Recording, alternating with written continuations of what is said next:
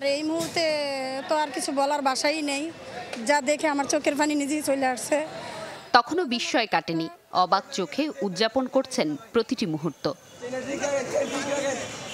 সকাল থেকেই চলে আর্থিক ও মানবিক ত্রাণ সংগ্রহ। ধাপে ধাপে বন্যা কবলিত এলাকার উদ্দেশ্যে ছেড়ে যায় ত্রাণ বোঝাই গাড়ি।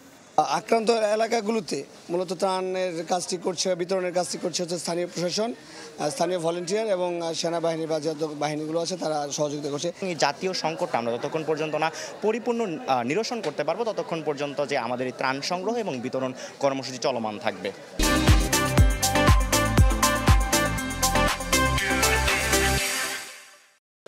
দিনরাত মিলিয়ে পালা করে চলে ত্রাণ প্যাকেজিংয়ের কাজ। দুর্গতদের চাহিদা অনুযায়ী প্রয়োজনীয় সামগ্রী কেনাকাটাও হয় এর মাঝেই। অলরেডি মেডিকেল টিম কয়েকটা গিয়েছেন, তারা কাজ করছে। ওষুধ কোম্পানি আছে, তারা যদি আরেকটু ভালোভাবে সাড়া দেয় এটি খুব ভালো হবে। পানি বিশুদ্ধকরণের এটা খুবই জরুরি, এইটার কথা বলা হয়েছে। মেডিসিনের কথা বারবার করে বলা হচ্ছে, কারণ স্বাস্থ্য খাতের ঝুঁকিটা খুব বেশি হচ্ছে।